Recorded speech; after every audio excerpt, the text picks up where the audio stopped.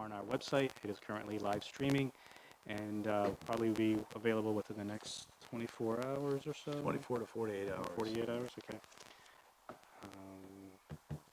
This time we'll move ahead to agenda item number 2, announcement of certificates of appreciation.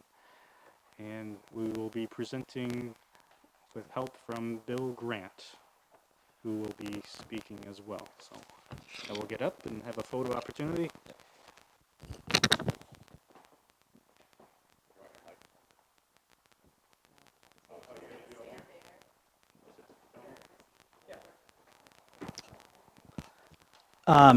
So I'm just going to speak. Marilyn Simmons, Jim Sargent, and Judy Weber, they couldn't be here tonight, but I know they're appreciative of this award and this certificate of appreciation. Jim has been volunteering with us since 2008, Judy 2006, and Marilyn in 2000. They averaged 3 classes a week that they'd work with our most basic literacy students, and this was all volunteer hours. And they would average, each of them, between 500 and 600 hours annually volunteering for us for almost 20 years, or at least 10 years. Marilyn, some people might know her from the community, but she is really a staple in this community and just wanted to help people and continues to help people throughout the community and has received many local and national awards. Judy was a teacher by trade, but then after she retired, found the opportunity to volunteer, and she actually volunteered for 20 years with Literacy Volunteers as well. And Jim was a woodworker by trade, but really found a love of helping people, particularly with English. And Jim actually lives over in Auburn, and he doesn't drive, and he would actually walk oftentimes to the Learning Center just so that he could help out, and it wouldn't be uncommon for him to stay there from 8 in the morning until 8 at night, just helping people. So I really appreciate you guys taking the time to honor them. I know that tonight's video cast will probably be the most watched one, or people cheering or whatever, because they are home watching this, and if they're not able to get it on their computer, I know one of our staff members will go over with it, so they will be very appreciative of this. So thank you very much.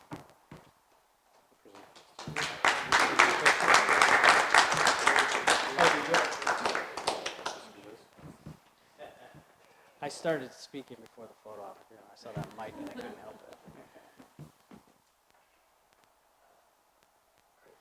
Thanks. Thank you. Okay. I'll just say it from up here.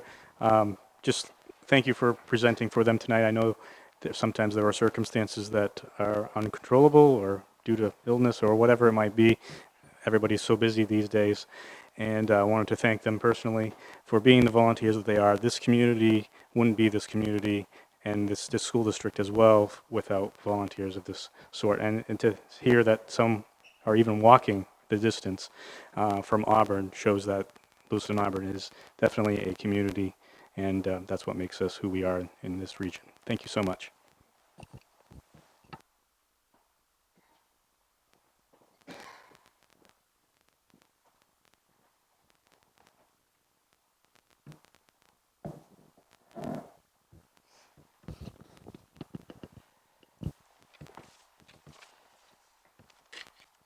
Moving ahead to item number 3, the consent agenda, including transactions, minutes, and personnel, and an annual field trip.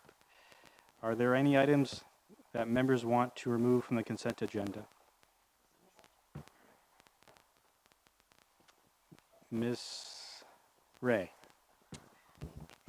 Mr. Chair, on document 03B 4-2-18 minutes SD.PDF states that Chairperson Linda Scott called the meeting to order, and I believe it was acting Chairperson Luke Jensen. Noted. Are there any other items to remove? All right.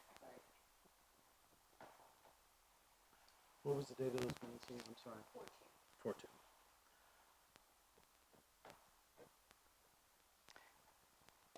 Hearing no objection other than this item set aside, the, well, actually, should we amend it first? So the consent agenda, other than those minutes, is approved. Okay, the consent agenda then otherwise is approved besides the item set aside. All right, set aside items. So now we're here a motion to amend the minutes. Thank you. Do we have a motion to amend the minutes? Yes, Ms. Hutchinson. So moved. Okay, we have a motion by Ms. Hutchinson, a second by Ms. Ray. Is there a motion for approval as amended? All in favor? All in favor? It is unanimous. Motion carries on. Thank you. All right, agenda item number 4, public input. The purpose of this item is to permit members of the audience to address the school committee on non-agenda items. Comments regarding employees must be reserved for executive session as required by state law. At the discretion of the chairperson, audience members may be permitted to speak on regular agenda items. In all cases, comments by members of the public shall be directed to the school committee, be relative to the matter at hand. Comments that pertain to personnel or other student matters should be directed to the appropriate staff member of Lewiston Public Schools. Comments should be brief and not repetitious. All time limits are to be respected. Are there any members of the audience that would like to come to the podium and speak this evening? All right, seeing none, we'll move forward to agenda item number 9. To receive and approve the second reading of policy IKA. Wait a minute. Oh, hang on. Did I skip one? Number 5. Number 5. Oh, I went way ahead. Yeah. Thank you. Hey, I'm trying to get home early tonight, I guess. Agenda item number 5, report from student representative. So I haven't been here in a while. I feel like it's been a couple meetings. I think I've missed the first one I missed. We had LRTC had their Future Business Leaders of America state competition in South Portland. LRTC did really good. Several kids, including myself, placed first in our competitions. we went up against schools from across the state, and placing first allowed us the opportunity to go to nationals in Baltimore, Maryland this year. Sadly, our fundraising pool is a little short, so we're not able to go. But it's okay. It was still a really cool opportunity just going to states. We also had for LHS the National Honor Society induction for the high school was, I believe, 2 weeks ago. This organization is really good for the high school. It focuses on community service and honoring some of the top scholars in the school, juniors and seniors. I believe we inducted around 70 new members. It was a big group this year. Also, prom is coming up May 19th at the Cora Temple. It's a new location this year, and the theme is Arabian Nights. So I think it'll turn out really nice. And I know the juniors are putting a lot of work into it. As for seniors, it's the last run now that April break's over. We have 28 days left after today. We have a lot of stuff planned for the end of our Lewiston Public Schools experience, really. I know we're all looking forward to it, but I can tell for a lot of people, reality's hitting like the heartstring, and everybody's kind of looking back and saying, wow, it's over. Other than that, Farwell had their STEM night after being postponed a couple times due to the bad weather in like the March-ish times. I volunteered and I ran the slime booth. So if you guys know anything about kids nowadays, they're obsessed with slime. So that was a really busy booth and a mess. Also, my class is doing a fundraiser. We're selling Krispy Kreme cards. It's a BOGO card. It's $20, and you get, when you buy a dozen, you get a dozen for free, 10 times. So if any of you guys interested, they're $20 in it. But let me know after, or message me sometime. And then also, RJ was not able to make it today, but she wanted me to make sure to say this at the meeting. Geiger's having their Camp Gator night, April 11th from 4:30 to 6. And I was looking at the flyer, and it's pretty cool. They have, it's like for the family, they have a camping style fun, including s'mores, fishing, cornhole, flashlight readings, bingo, and so much more. So April 11th, 4:30 to 6. That already happened. Oh yeah, it did. April 11th. Next year. Yep. Okay. That's it.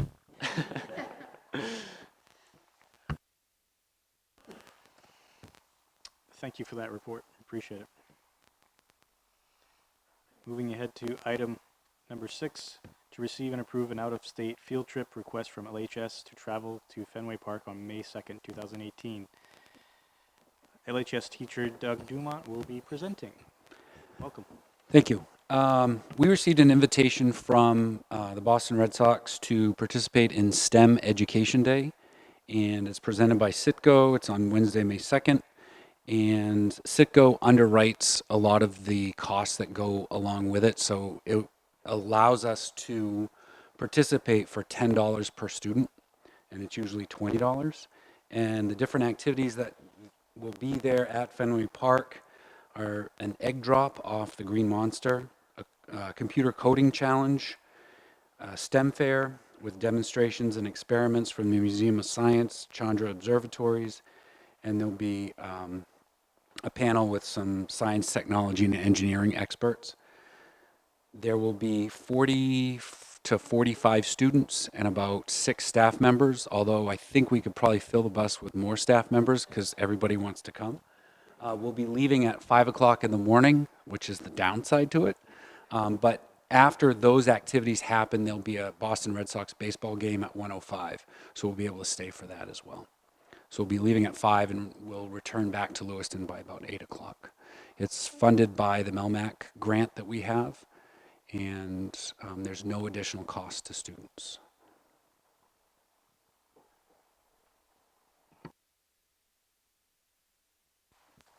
Is there discussion from the board? Any questions, Mr. Jensen? Thank you, Mr. Chair. No questions, but I move we receive and approve the out-of-state field trip request. That's all we need.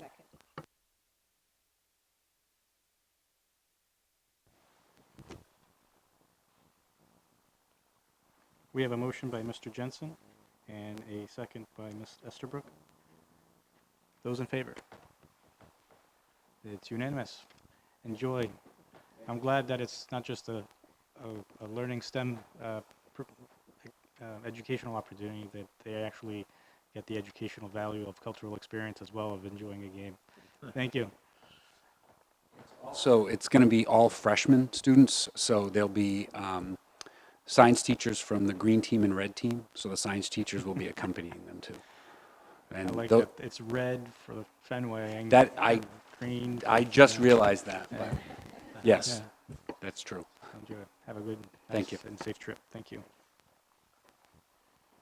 Moving ahead to item number 7, to receive and vote to allow the reconsideration of entering into a regional service center agreement. Superintendent Bill Webster will present. So the school committee would have received an email from me late this afternoon. I just received word that the DOE representative, Mary Payne, their Director of Strategic Initiatives, is sick and unable to attend tonight's meeting. She was going to be here in person to answer questions that the board has.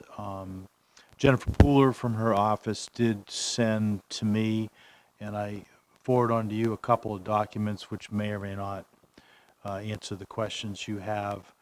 I did try to put them in the packet, but Sue Turgeon, who's on vacation this week, hasn't given me permission to edit, so my apologies, they were not in the packet.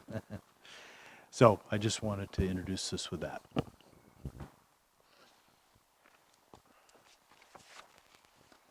Discussion from the board.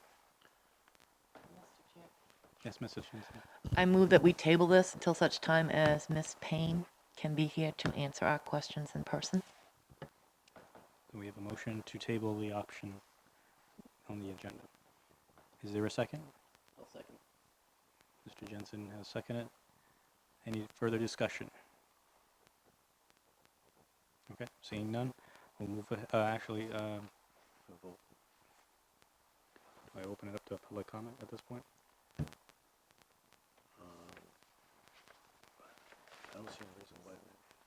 I would recommend doing so because I believe people came here because this item was on the agenda. That's what I'm thinking. Yeah. All right, opening it up to public comment. Anybody in the audience that would like to come to the podium for public comment? Or none? I mean, that's up. Okay, seeing none, we'll go to vote. Those in favor of tabling? looks like. Those not in favor? Okay, so it's unanimous. Did you vote? Yeah. Okay. Yep. Okay, good. All right, so that will pass on number 8. Move forward to number 9, to receive and approve the second reading of policy IKA grading and report system. Teaching and Learning Subcommittee Chair Tina Hutchinson will present. Okay, so the last meeting, we had the first reading on the recommendation made by the Teaching and Learning Subcommittee on policy IKA. Since then, it was presented another chart for the 9 through 12 on our policy, which you have in front of you. I still stand behind what we recommended the last time. But we figured we would put this out for discussion. With vacation, the Teaching and Learning Subcommittee did not have a chance to really delve into this proposal. But I would like to hear the suggestions of the school committee on whether they're ready to want to change what we've proposed, or if they're willing to go with the second reading.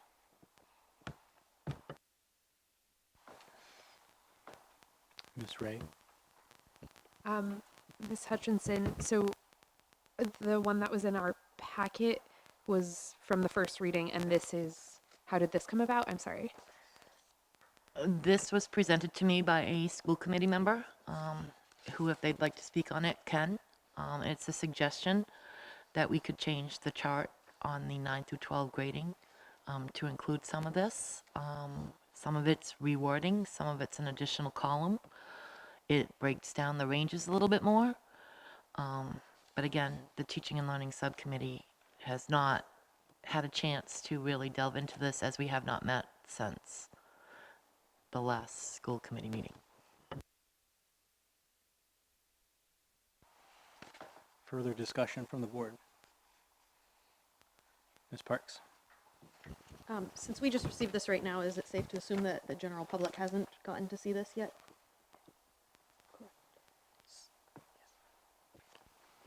I think that's safe to assume, yes. So should we possibly hold off on approving this until we can get input from people other than us? The only concern that I would have, well, first, a board can always revisit a policy at any time. And we've done that as more information or new information has come up. My only concern would be wanting to give guidance sooner rather than later to the high school, because every day that passes is just one day we can't plan with certainty for what we're going to be doing in the fall. And Principal Jake Langley is in the audience. He may have some thoughts on that too. Yes, Ms. Hutchinson. Another option is we can receive and approve the recommended IKA policy that was presented the last time, with a caveat that we revisit this come January, where we can tweak it after having first semester data from the high school to see if what we've already recommended even works, or if we want to add more or take away more. So that is an option that the Teaching and Learning Committee can bring this back up in January.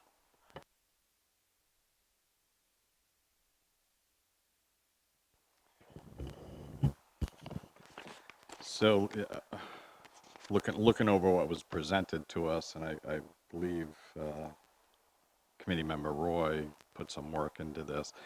It really, I mean, it doesn't change things a whole lot, other than providing guidance in the description.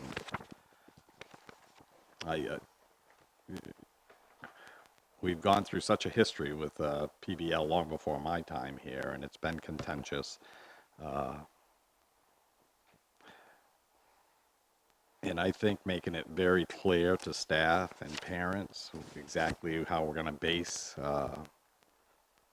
passage of the standards is important. So I guess I don't see, I'm not sure I see a big deal with passing this versus the other one, although it's not a second reading, or at least starting that process. So I don't mind waiting, but I think Jake might have a difference, and I'd also kind of like to hear what Jake has to say about the proposal.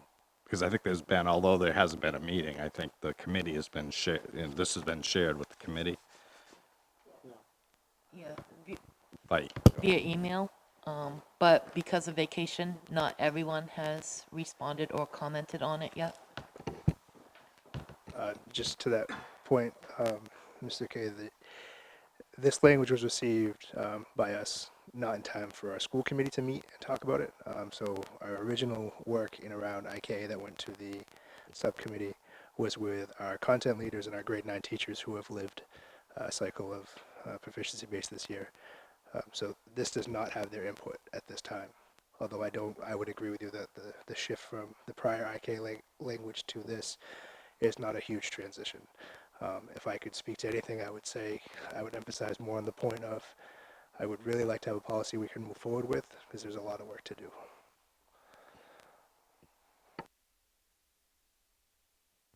Ms. Quartermash?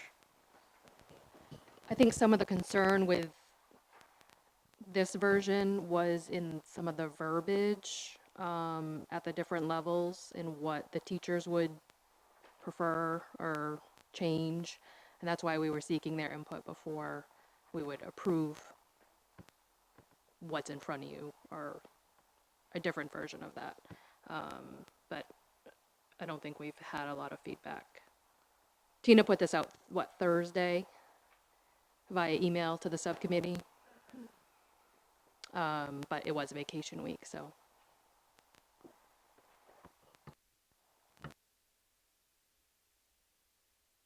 So to be clear, we cannot move on this at all tonight. We haven't provided it to the public, and that's just not how it works. So bringing it back to what the agenda item is, I think that Ms. Hutchinson has done a really great job, and her subcommittee has done a really nice job of working on what we were presented and approved as a first reading. So I'd like to voice my support for staying on what the agenda item is personally, and working towards that, knowing that administrators and teachers have asked us to make a decision so they can make plans. And there's a lot more work to be done, and I think Ms. Hutchinson has said it at the podium before too, we need to get past this so we can work on other things, and this isn't the end of the line. So just my thoughts, and also hoping we can look at agenda item number 9. Thank you. Ms. Wright? So the work that I did on this was based on, I didn't have a huge problem with what you presented. I just didn't feel that had enough. So I think there should be more granularity in the ranges. I think it explains where a student is at better for parents and students if they have those differentiators. And I think that when we use either proficiency, whatever the word is that we're going to use, we need a definition to go with it. And there wasn't a column for that. So this language here doesn't mean it's the language I would want you to use. It's more of a template to say there has to be language that defines what you mean when you say proficiency, so that parents and students can go back to that and say, oh, okay, this is what it means. I'm an 83 to 86, so I'm getting close to the top of that range, rather than it just being, it gives it a little bit more for them to hold on to know. So that's what, I didn't have a problem with what you presented. It is just that, and I know that you had to do it rather quickly, so what I would hope is that if we were to say yes to what you presented, then we could also know that there would be another iteration of it that would have more. Did Mr. Kier have something? I saw your hand up earlier. Mr. Jensen? There he goes. I guess my feelings are kind of the same as we discussed this last time. I just can't support it if there's no consistency between the middle and high school. That's just a really big sticking point for me. Also, I mean, just kind of looking at the proposed grading, this is something we could definitely come back to later on, but I mean, there's still the discrepancy between teachers and whatnot, but I think this is something that we could definitely look at going forward. Let's see what else here. Also, like I mentioned last time, summer school grades. I know it was mentioned that may be a building decision. I'm very much in favor of making a policy that states that, you know, those grades would erase the previous failing grades. These are all notes from my last time speaking, so it's going to sound repetitive. I apologize.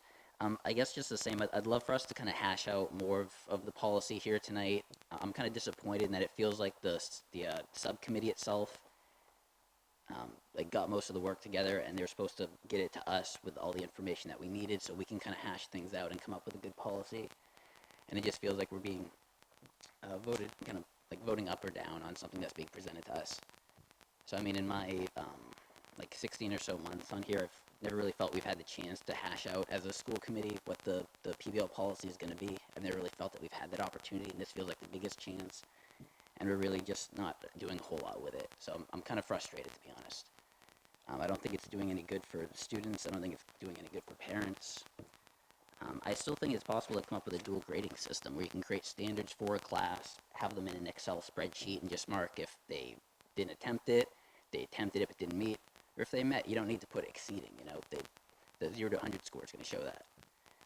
And then you could actually grade them. The assignments would target, I should say, would be targeted towards the standards themselves, but then you could take those same assignments and then apply a 0 to 100 score. So you can have a dual grading system without using Empower as well. You could probably even use PowerSchool for both. I'm not sure of that actually, but don't look into it, I should say. I do love PowerSchool though, so I feel like we should put more work into it here. If we do approve this second reading, I think it's a step in the right direction, but it's again, I feel like we could easily just take a vote and apply consistency to the middle and high school. Which is the direction I'd like to see us go. So a step in the right direction. I guess we could always maybe bring it up again, have the subcommittee keep working on it. 'Cause I know you guys are, I'm sure, still looking to keep going as well. I don't really like the idea of the proposed plan and going a semester with that. I see a lot of the same problems carrying over. So I have some worries, especially at the middle school. Like I was actually subbing over at the middle school in Auburn today, so I'm just personally not a huge fan of the 0 to 4 or 1 to 4 kind of system.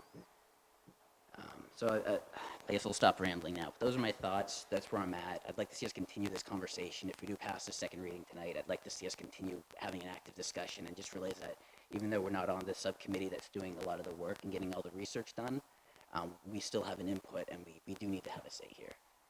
So that's where I'm at. I guess I can see where you guys are at going forward. Mr. Chair. Thank you, Mr. Jensen. I have a lot of the same concerns that you do. I like what Mrs. Roy had put together for us. I think it does clarify a little bit, but I think this is our time to chat about it. I didn't think that we had to vote on this today. I thought this was just like let's talk about it. We need to, right? And also I agree with Luke about the consistency between middle school and high school. I don't think we're doing our children any favors if we're not doing the same grading system. So that's all I really want to say.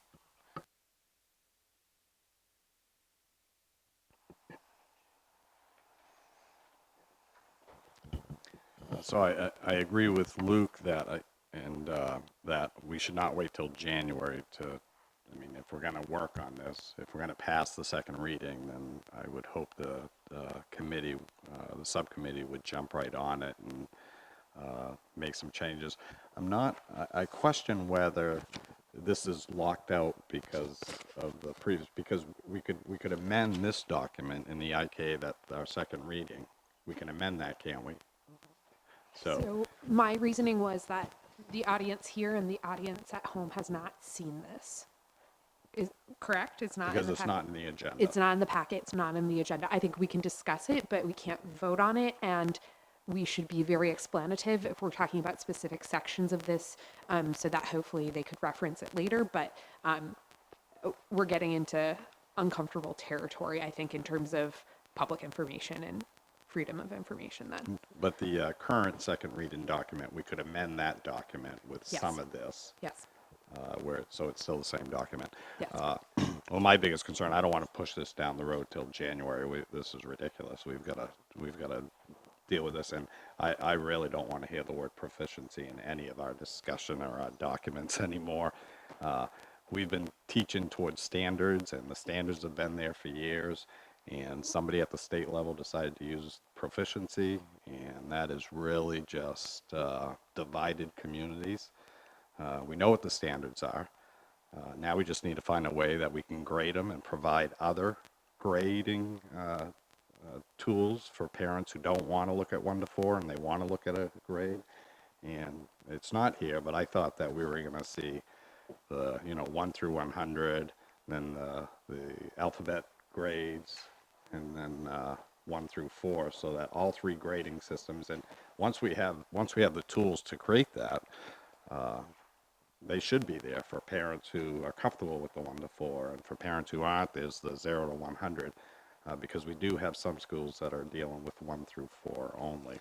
So again, I don't want to wait till, I'm hoping we don't wait till January. I hope if we pass the document on the second reading, that it immediately gets shifted back to the subcommittee so that they can work on some of this verbiage. Thanks.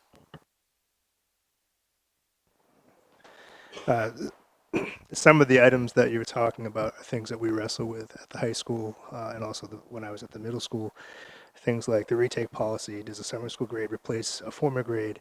And I could think of 10 other things. I made notes here, but there are differing views to every one of those topics that I've sat in committee after committee after committee to discuss, and the views are all valid, but they are different. So if the school committee wants to be involved in that process, I would be okay with it for sure. I know that Karen's in the crowd now. Karen has sat on many committees on many levels and has heard the differing views, and there's some validity to all those different angles. If I had to prioritize, if you're asking me as principal of high school, what would you like to walk out of here with tonight? Would it be the language you want, or would it be a decision so you can move forward? And my vote would be a decision to move forward. We've got 200 staff that we have to get geared up for this. It's not a small task. Any change in this kind of language, when you get specific, whether it's proficiency, mastery, 0 to 100, you're asking a teacher to change an assessment, to change how that assessment is scored, so that you can accurately provide feedback to students around the standards themselves. So it's not a small ask. We're really asking people to look at their curriculum and change the way in which they're assessing certain pieces as far as a score output is calculated with validity, because parents want to know the scores are accurate. Again, the high school's been ramping up for a 1 to 4 system on different levels for 3 years now. And we're looking at a potential shift in all of that work to do something different in September.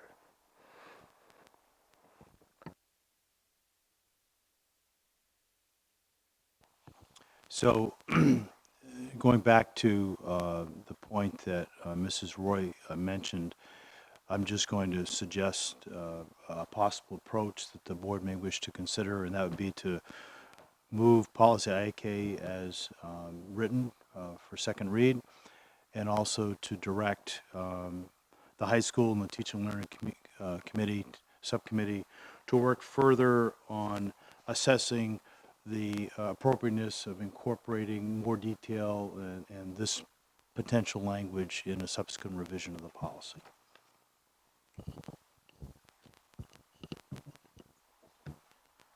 Go ahead, Mrs. Roy. Jake, you have teachers now that are teaching 0 to 100 standards based already, except for the freshman class. Is that right? Yes. There are some discrepancies within that system that I would love to sit and articulate with anyone who wants to listen. there are people who are issuing scores that are 0 to 100 using standards. The way in which they do that varies by classroom, and there's some, I don't want to get lost in the weeds, but the challenge in issuing these points is what's the discrepancy between a small band of points, and how do I earn that? How do I demonstrate that? And so any scoring guide is going to have that criteria built in, so students know exactly what they need to do. And it's difficult. The finer the point scale gets, or the larger it gets, the more difficult it becomes to say why this is an 87 and that is an 82.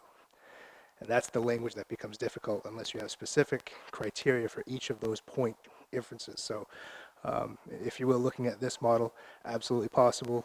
Lower scale, middle scale, upper scale, I think we'd have to build that out, and what that language would be for a teacher to look at a student's evidence or piece of work and say, this is lower, middle, or upper, considering this language, without specific language about the lower, the middle, and the upper. So we'd be asking every teacher in their content to build out that language for every one of these deviations to truly reflect a student's place. And that's the difficult task. Not that it can't be done, but it's a big ask.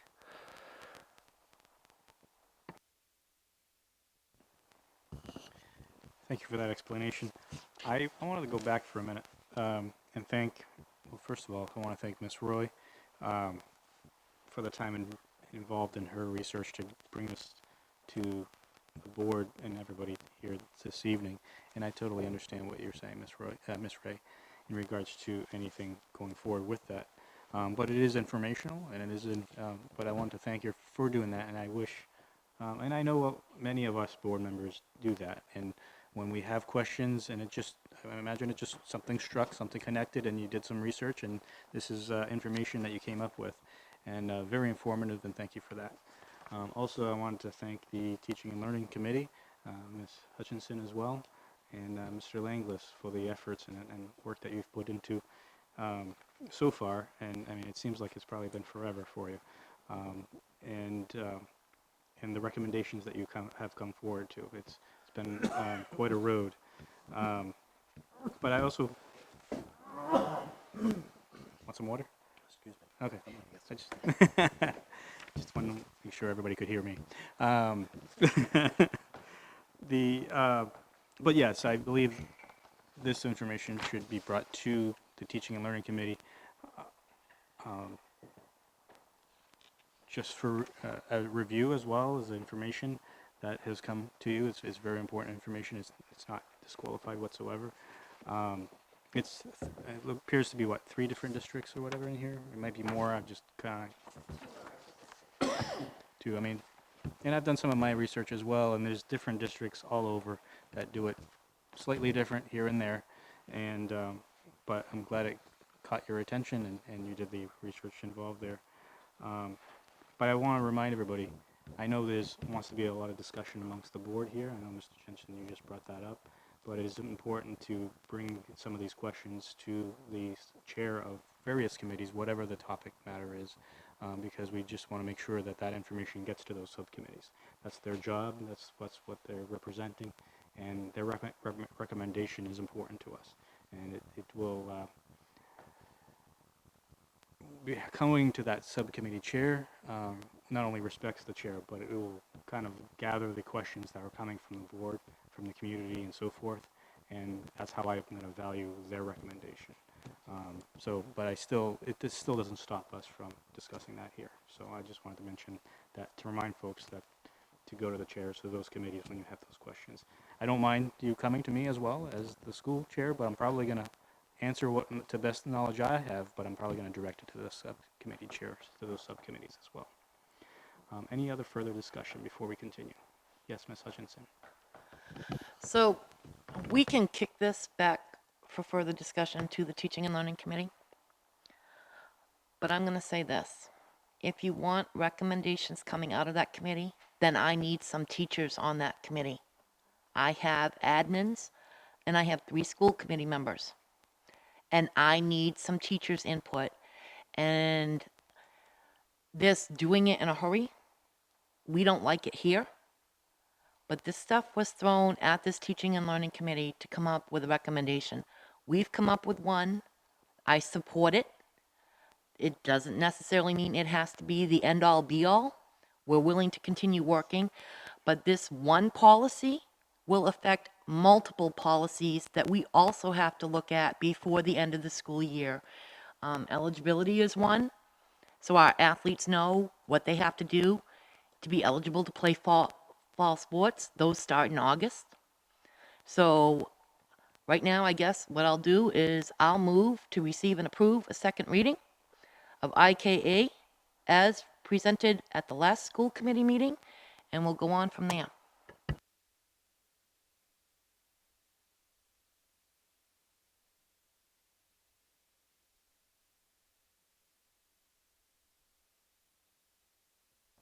All right, so we have a motion by Ms. Hutchinson, a second by Ms. Ray. Further discussion from the board. Ms. Roy. So what do you mean when you say we'll move on from there? How much more work will you do to give some depth to the chart that you gave us, which is not on its face bad, and I think it's a great start, but I just want, like, I liked what Bill said as far as like with the caveat of adding some depth to it so we can take a look without stopping the work that needs to get started. Just one thing, we already have a meeting scheduled for May 21st. It can be on that agenda to keep working. We are the only subcommittee other than negotiations that meets every month, not every other. So our work has never stopped. And we work via email when things come up in between. So what I would, as superintendent, charge Principal Langley's, as is outlined in the policy, for him to review this material and come back with a recommendation from the high school that reflects teacher input to the Teacher and Learning Committee.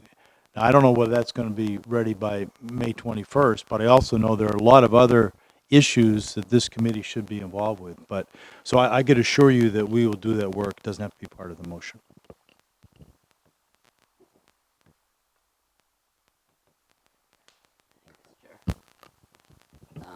I guess I would, as the motion stands, I have to be opposed to it and vote no. I do think we should get our input to the subcommittees. I really think that's the whole purpose of having them, so they can do the research, they can do a lot of the hard work that we as a committee can't specialize in and really commit the time to. But as far as our input on these policy decisions, those should be something that we primarily reserve for these public board meetings. That's our job. So it is important to get the information, and I've gotten all of my thoughts. I know to Tina. So I just want to reiterate that we as a board shouldn't shy away from making some changes in the policy here. So that's why I stand opposed to the motion.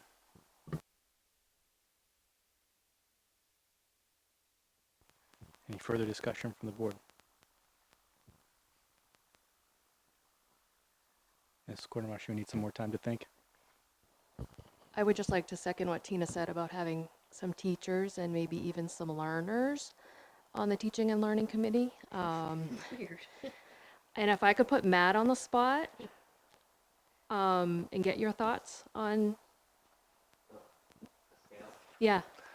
I really like, I think, kind of what you guys are saying, the scale that's there now. I like it. I'm definitely a fan of the 0 through 100. I think it provides like more specifics, but you can even get more specific with breaking. I like how it's broken down inside of, like, if you consider this like a 1, 2, 3, 4, it's like the 97 through 100, 93 through 96. I like that aspect. I don't know how beneficial it might get to like get into like really description verbs and like all that stuff, because I think that's like what the teachers are like supposed to do. Like that's like their job, is to like decide, oh, really, this is what it is and stuff. So I think maybe, I don't know, but I like breaking the numbers down, and then the like the 1, 2, 3, 4, whatever it's gonna be called, breaking that down. But I don't know about like exact wording. So.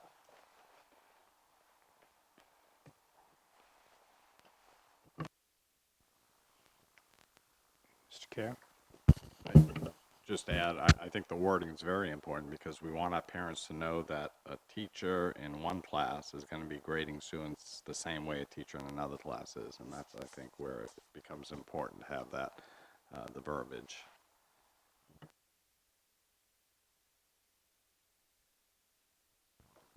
Ms. Ray? Just one last thought that I want to put out into the world, whatever you do with it. Cool. So I think my understanding of what the subcommittee's purpose is might differ from some other school committee members, and I think that's a conversation we can revisit in the future, but I'm really putting a lot of trust in the fact that Mr. Langley sits on that committee, as well as Assistant Superintendent Shabbat sits on that committee, and knowing that I don't believe they will lead us down a bad path, but hearing input from teachers and learners would be incredibly helpful, I think. And that this is going to be continuing. I am all for moving forward tonight because that is what is being asked of us by administrators, and I think that will ultimately help us, move forward from this moment, and revision will be constant. Maybe not entire policy rewrites, however, amending so that we do get to that moment where, whatever we end up calling it exceeds across all of our district. So I'm very much in favor of what is being proposed tonight, knowing it's not the end.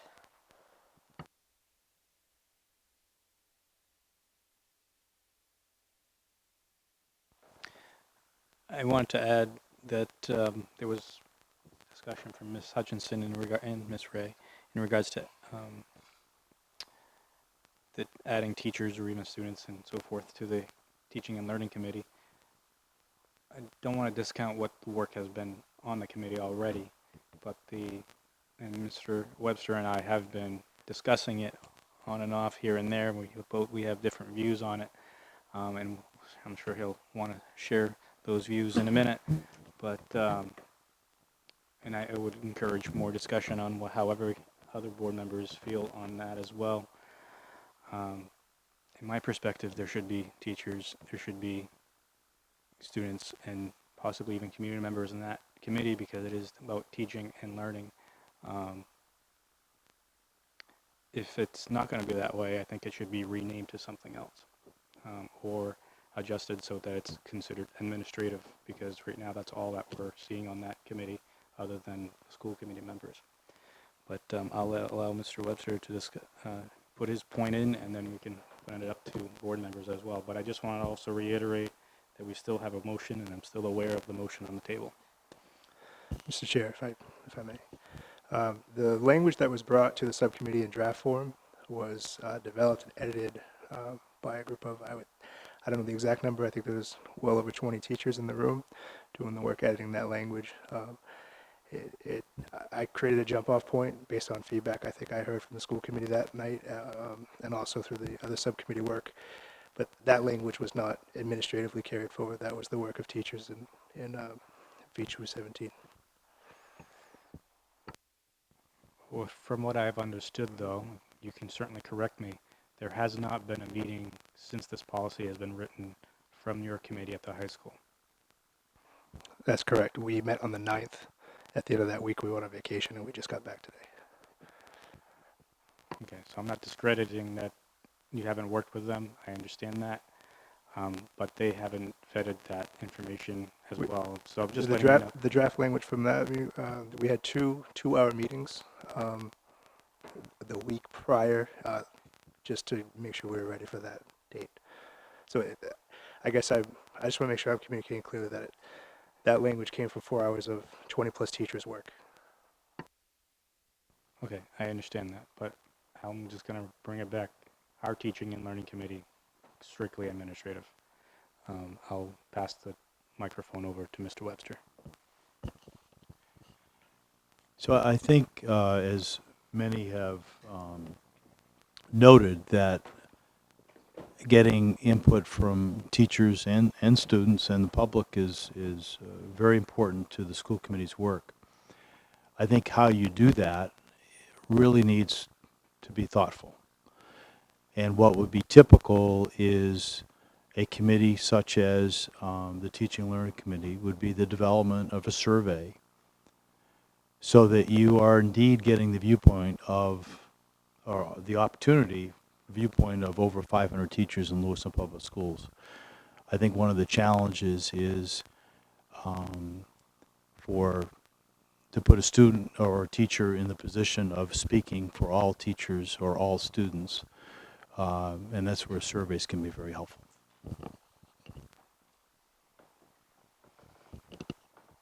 I've said it in the past, and I can't even tell you when, but it's been in the past. I'm not a fan of surveys. I do like them to a certain point, but they're always very debatable. When you actually have somebody physical or doing the work, I'd rather do that. Personally, I'm just going to lay that out there. Ms. Hutchinson, you had something you wanted to mention? So when this subcommittee first formed, one of the things I talked about with Mr. Shabbat was the survey. I wanted input from all stakeholders. This subcommittee is consisting of the curriculum team from here at Dingley, Mr. Langley, Miss Eliason from McMahon, and Miss Crafts from the high school are the only actual school members, school administrative members on there. If this is teaching and learning, we're impacting classrooms, not the Dingley building. And I would rather have more people from our buildings than I have curriculum staff. How many curriculum staff members does there have to be on a subcommittee that impacts classrooms? Mr. Shabbat is head of curriculum, but I have Miss Williams, I have Miss Emery, I have Miss Paquette, all here at Dingley. They're not in the classroom. So I would like input from people who are actually in the classroom. I am sure there are teachers in our district who would love to have a say on the policy changes that the Teaching and Learning Subcommittee is looking at having to make, whether it be on the grading policy, the eligibility policy, or anything along those lines. They are the ones that have to implement the policies we as this board enacts. And it would be much easier to make a recommendation if they were on board. And we wouldn't have teachers going to Mr. Langley and saying, I need a letter of recommendation because I don't like what the school board's doing. And that's happening right now. Teachers are not happy because they don't feel like they had a say, and we're making some drastic changes. I think we need to look at all the subcommittees and see how many representatives from the Dingley building we have on them and get back into the front lines. We're here to serve children. Those that are impacting children on a day-to-day basis are teachers and building administrators. The administrators here in this building do not impact directly the children. And those are the voices we need to hear. And I am adamant, and I was adamant back in January, that this committee had no teachers. I had no students. I recruited Mr. Hurd because I needed someone that was in our high school knowing that this was coming. We need to be hearing more of that. Our meeting times are not long enough for us to get public input in the subcommittee meeting levels. We start at 5:30 on the every other month, and we have to be done in time to meet in here for 6:45. That's not a lot of time to get work done. Our subcommittee chose to meet every month, which is asking those that serve on that committee to give even more of their time without compensation. Because normally it's 5:30 before the second meeting of the month on our off month. Still not enough time to get public input. And I think we really need to look at how we're doing that. In the meantime, we have to be able to move forward. We can't get bogged down in, oh, there was no teachers on at this time, so let's wait until we hear from teachers. We have to find a way to move forward. If we pass the second reading of IKA, You have my word as a school board member that this is not the end of it. It will come up on our next subcommittee meeting agenda. We will continue working on it. We will continue bringing it back to you until we get it right. But we have to get away from the in the crisis mode, and this has to be done now. This gives us a place to start and lets us work out the details as we go. The goal would be to have it done sooner rather than later, so that we can focus on the other goals that this subcommittee is tasked with meeting. And right now, we can't focus on any of them because we're stuck on one policy that we need to pass before we can do anything else. If IKA does not pass, we can't even look at eligibility because we need the grades from IKA to impact eligibility. It's a domino effect. There are many things that have to be done. I said 2 weeks ago that this was just the beginning, and it sure is a long way from being done. But I really would like some teachers on my committee.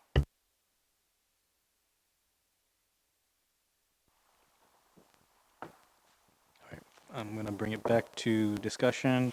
I know we've been talking about teaching and learning and adding different members to the subcommittee, but that can, either we can continue talking about it to Mr. Webster here, give him some guidance, or you can certainly email him individually, but there's no motion on that this evening.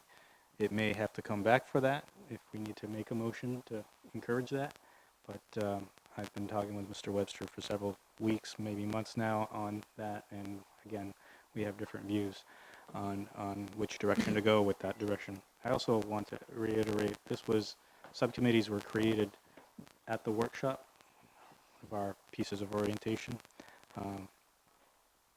I was helpful in creating that, but I was not in part by adding who was on the committees other than the school committee members. Mr. Webster was the one that involved with that. And this is a new structure for this board. And so, I think we live and learn, and we adjust, and so we should talk further and come up with some proposals. And I think the reason why we're discussing this right now is we're seeing that those voices would be instrumental and helpful on that particular committee. And that's why I think that came up right this evening as well. All right, being that said, there is a motion on the table for a second reading. Is there more discussion before we continue? If the second reading is passed tonight, would it be the general understanding that I favor a more granular view, something like this?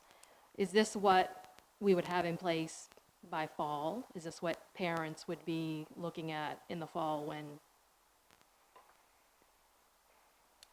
Is that the sense that, if we move forward with the second reading tonight, we're not just going to put it aside and we have something, Jay can move forward? I would like to see more work done in the very near future on continuing to develop that till we get to a point where everyone's happy with the verbiage and the terminology. I'll let you start. I would just say, I would agree with your statement that we can absolutely do that work and continue down that path. My only hesitation is to do that work, continue down that path. We have some teachers who are highly invested in this process, who are getting discouraged because they feel like the work they do and the recommendations they push forth, built out of their professional standing and experience and passion for kids, is not being taken very seriously, or at least not to the extent that they hope. Shifting in this language, again, I'm speaking as principal of the high school, and I believe in standing up for our staff. If we do work around granular level things and shift our scoring setup and plan for things in Power School and do all of that work, can we be ready with more detailed things in the fall? Yes. If we come back in May, June, or July and change this again, I really worry about losing the staff to this process. And I think that's the one fear I have, because this has shifted a couple of times. Now we're talking about more granular things, which I don't think are bad.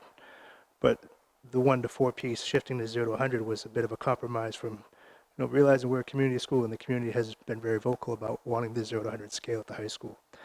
But I worry that that could shift again. So the way I understood Mr. Webster describe it a little while ago, just because to clarify from what I just heard, it was different. The second reading would be a second reading, and Mr. Webster would encourage the Teaching and Learning Committee and so forth to continue working on the language, impartial from what Ms. Roy had brought to the table, to improve the language in the descriptions, and so forth. That's what I understood. So there would still be work on it, but at the very least, the policy going forward would give direction to the high school to put something in place so they could start working on it with the teachers and the staff. That's how I understand it. Others can question that, and some others can clarify that, but that's the way I understand it. I had Ms. Parks who wanted to, and then Mr. Kerr. Taking the wording from policy IKA, it says things like Lewiston Public Schools will employ a system of grading that reports student learning progress and achievement using the 4-point scale or the 100-point scale that align proficiency with descriptions. And then below it says again, uses the words with descriptions. The school committee is committed to maintaining a rigorous performance and achievement standard for all students and to provide a fair processing for evaluating and reporting students' progress. And I feel that what is in the small chart that is in IKA currently with the second reading is very vague, and it doesn't do anything to cure the issue of subjectivity from one teacher to a next, which is what this whole process was supposed to stop. And so personally, I like the descriptions. Maybe these aren't the exact right descriptions in what Ms. Roy proposed, but I like that because it eliminates that sort of subjective nature from one class to the next.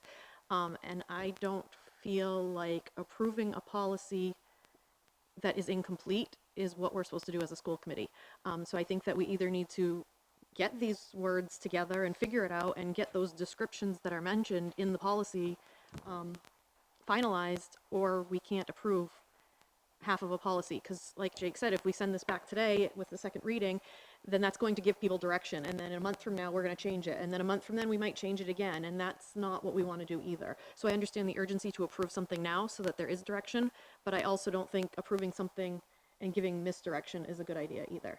So I think we need to be a lot clearer, or we need to not do it one way or another. We need it. We can't just sort of do it at half capacity. There's another word I wanted to use, but I can't because I'm on camera.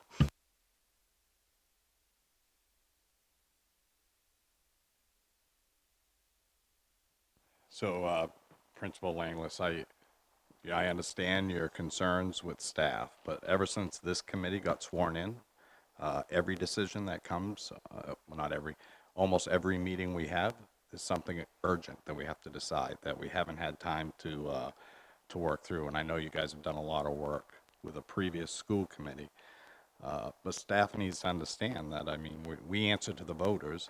I have great respect for our administrative team, but I also think at times we're not working on the same page with the committee. So I think that's something we need to deal with, down the road. But staff should just, when we put things off, it's because we don't have a clear understanding.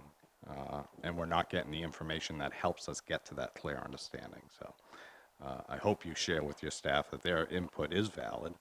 It's important to us. But that doesn't mean that it's just a brush across, that's all we're going to hear. We're not going to ask tough questions.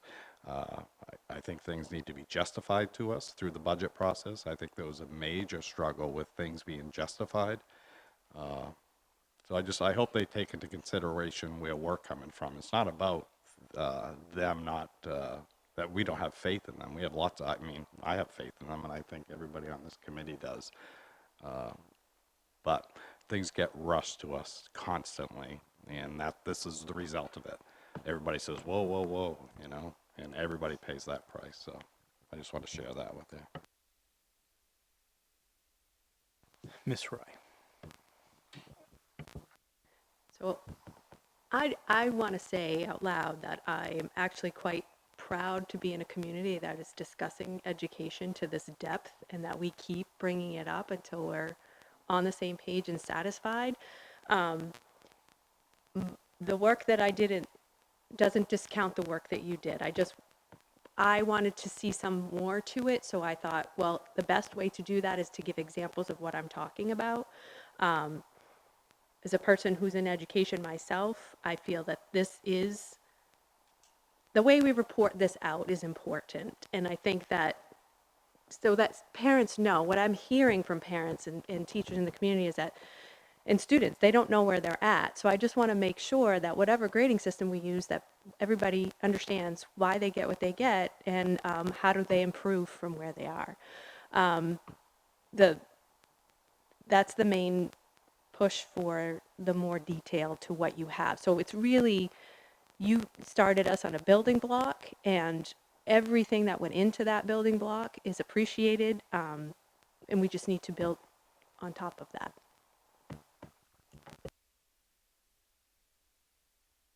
Mr. Webster. So Jake, I'd like to put something to you and get your opinion. Because earlier on today, you talked about having clear direction sooner was better, even if it might be a little different than what you would otherwise propose if it were going to take longer.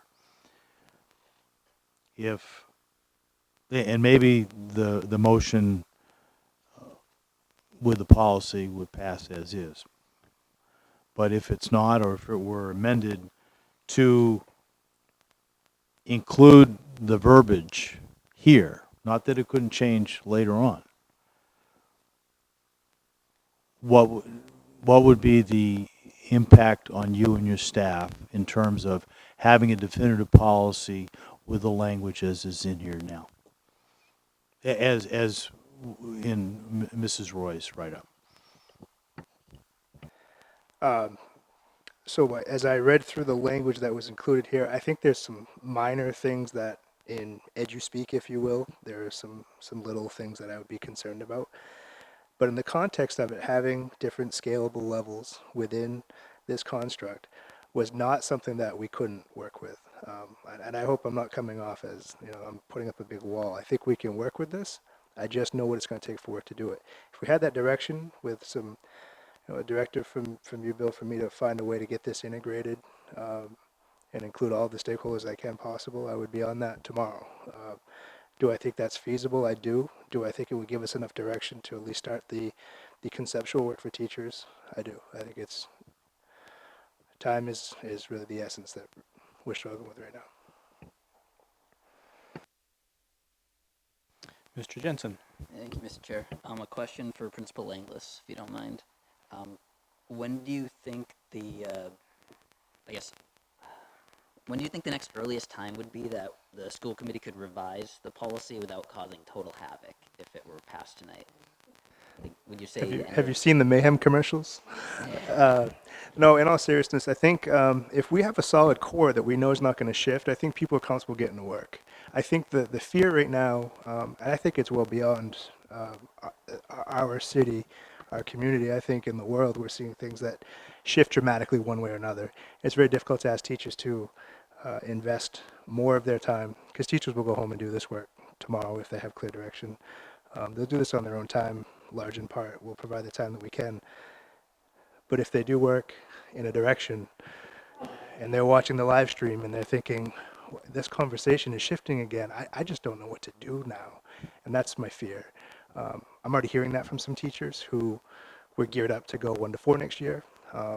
I've heard from some teachers who want 0 to 100 who have not talked about using standards or proficiencies, which is a little scary to me. Those teachers have a lot of work to do as well. So I wouldn't assume that all of the 0 to 100 things from 10 to 12 is working well. I think there's some concerns there, but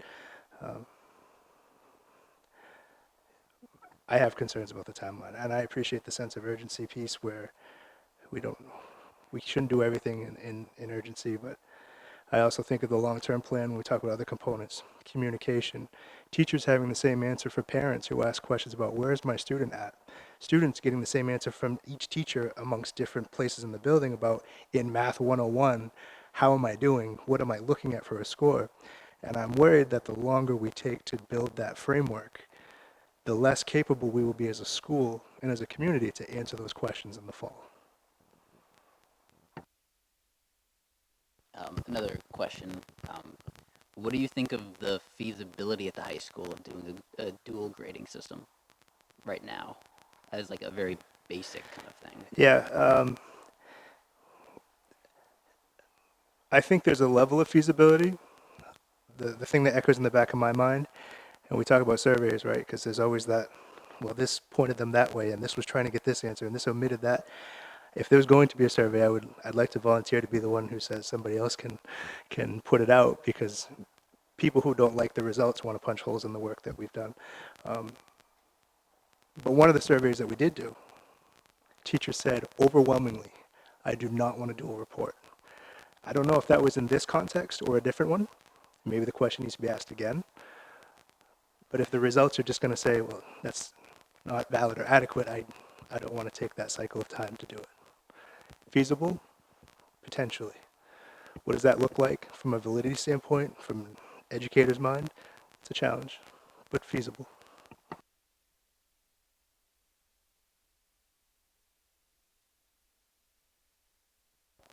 Ms. Hutchins? So, Mr. Langley, let me ask you this. Knowing that this Teaching and Learning Subcommittee does not meet again until May 21st, and then it will be again on June 4th, what would be the issue if we wait on passing this policy until one of those two meetings when the Teaching and Learning Committee could come up with another recommendation? Reality is teachers break for the summer, which they work hard to earn and need a break because of the work that they do. We would come back to school. I may ask superintendent or to ask him to ask you all if we can get days in June that we don't have kids to even build a framework and talk about how we're going to carry this out as a high school. I would look at PD days in the fall before school starts. That would be entirely dedicated to make sure teachers had their individual houses in order in a way that is consistent and an ability to communicate that to our students and our parents. And Mr. Webster, an extra day is approximately $200,000 for them to come in for an extra day or two? That would be, excuse me, for all teachers. The high school it would be, I don't know, 40,000 or something like that. It's roughly, if we do all staff, it's around 40. Yeah. I know you and I have spoken, Ms. Hutchinson, on this matter in regards to meetings, and this goes for any school committee, subcommittee as well. I know, for example, negotiations meets when everybody can meet, and sometimes it's once a week, sometimes it's more, sometimes it's less. So if the teaching and learning subcommittee would like to meet sooner or later, or tomorrow or the next week, you can make those meetings happen. You just have to coordinate that amongst the entire committee so that you can try to meet all together. I know that can be a challenge at times, but you don't have to wait that long duration, and I know we've discussed that before. And our next official meeting was actually June 4th, and we moved it till the 21st, and that was the first available date that we could all get together. So we have looked at it. Thank you. Any other those who would like to speak? All right, I'm going to pause for a second. I know there's a motion on the table, but we've had a lot of discussion. If there's any. I know there's not much in the public. I also wanted to recognize our mayor is here this evening, Mayor Bouchard. He's trying to hide in the back there, but I wanted to thank him for being here this evening. Appreciate that. Is there any public comment? Please come to the podium, announce your name, and what ward or address, whichever you decide. Thank you. Hi, I'm Karen McClure-Richard. I live in Ward 5. I'm a parent who has been sitting on the high school PBL committee for the last 3 years and have watched the ping pong go back and forth and up and down and all around, and came back this year and found out things had happened that I didn't even remember we had talked about. So it's been incredibly frustrating even to be involved as a parent. And I just want to stress that there are some of us out here who did not join the PTA to sell pumpkins. We joined the PTA to do something positive for schools, to do something positive for kids and teachers. So while our teaching and learning committee is missing teachers and learners, it's also missing parents. And so I would just really encourage that. The high school committee, I've put it out there, it's no secret, I think it's incredibly lopsided. We have 3 parents of very high achieving students, and we have 2 very high achieving students on the committee. That's it. The rest is administrators, a couple teachers. We're not getting a good feel for the general public of the school, the whole community. We're not addressing the needs of kids who struggle. We're not addressing the needs of kids who have special needs, who are going to have a really challenging time with some of this and get discouraged. So I think we have to think beyond just getting a couple teachers and some learners. We need to think about who those people are. We need to get people who disagree with some of this and hear why, so we can work on some of those solutions. It seems we're constantly creating committees of people who all agree.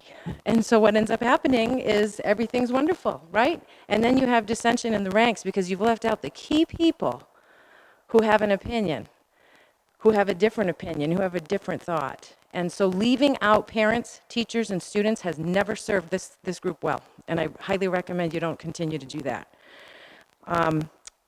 Administrators have been out of the classroom long enough. I'm an administrator who taught for many, many years. I have recently jumped back in the classroom due to challenging staffing situations, and I forgot a lot. It happens very quickly. So I don't disrespect the administrators, but they have forgotten what it is to be in the ranks. And so it's really important we get those people in the conversation. Survey questions seem to lead us to the result that we desire. And I don't really find them very helpful either. I think unless they're done incredibly carefully and by an outside person without a personal connection or an emotional connection, they're really ineffective because they can be, those numbers can be manipulated any way you want. I would also I agree with Mr. Kayer, avoid that word proficiency. I would also avoid mastery and competency. In the education reform world, those 3 words mean the same thing. And it's all going to bring you back to that same place. Without a clear definition, it's all going to bring you back. My last point, I work with 8 different school districts in my job, and so I look at lots of different websites, calendars, meal menus, all kinds of things. And one of the things I've noticed on many of them is that their subcommittees have sections on the websites where their agendas are posted, where their dates are and meeting places are posted, and then their minutes are posted. So if you want more input from the community, we have to know what you're doing. Thank you.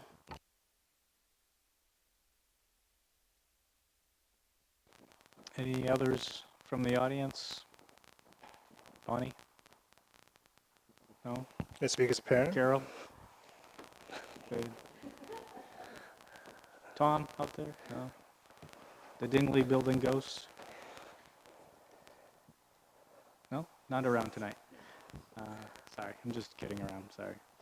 All kidding aside, back to Jake as a parent, I believe is what he requested. As a parent, we've invited so many people to these committees. I think we're going to find the same complex concerns from people who we invite to the subcommittee work, whether it's a school-based or an evening with any of your subcommittees. People have families, sports, activities, arts, you name it.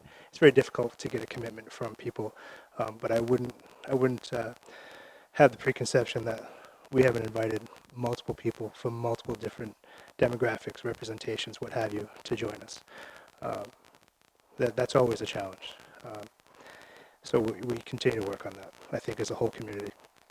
I would also add that when we get to, I want the detail about how my student is doing, part of this conversation is a little bit backwards. And I mean that from my heart. I can do whatever we're charged to do. And I know our staff will do that. But if you want to get details about kids and how they're doing in school, it's a 1 to 4 scoring piece. And I'll sit with anybody who wants to talk about that.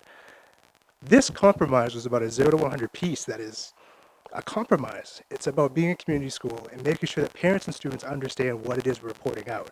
The problem is what we're reporting out doesn't have a backing. That's the challenge, and I'll sit with anybody to talk about it forever. So we talk about who's invited, what information, what detail, granular this, pieces of that. I'll have that conversation with anyone. But again, I will do what the school committee decides and what the superintendent charges me to do. And I believe in the people I work with. We will get the work done. And if there is a survey, could you please ask, excuse me, does the principal of Lewiston High School listen to his teachers? I want to see the answer.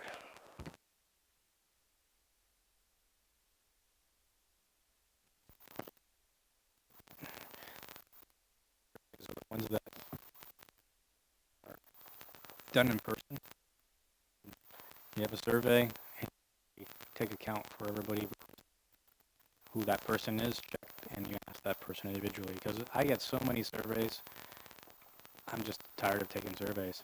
And so the people who take the surveys are pretty much at random. There's not even a strong percentage typically in most surveys.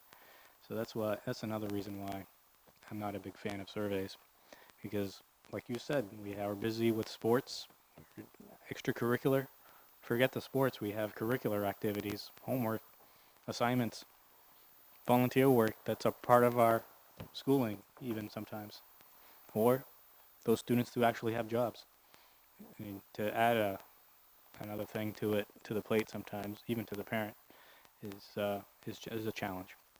And we get so many emails and so forth in our box that sometimes it's easy to even ignore it as trash.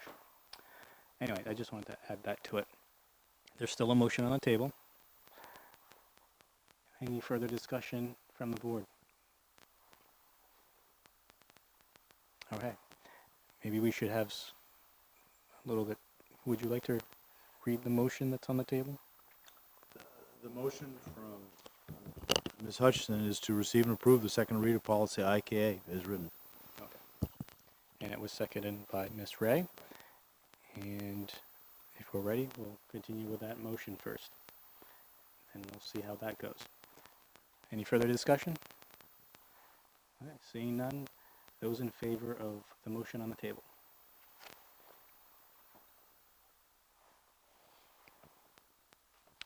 Those not in favor?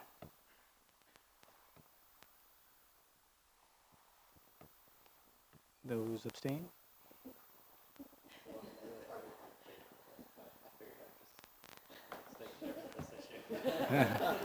Okay, one abstain.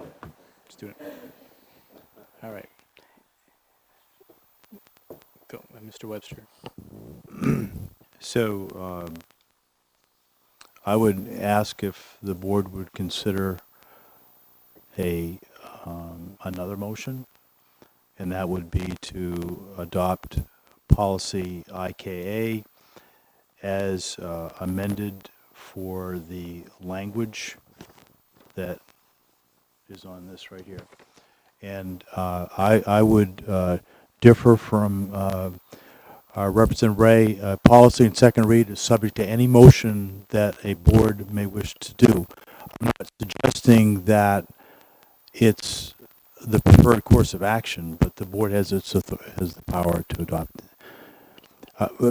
And there may be another motion too. I'm trying to help provide some concrete guidance so that our principal and staff can move forward as the clock is ticking. Thank you.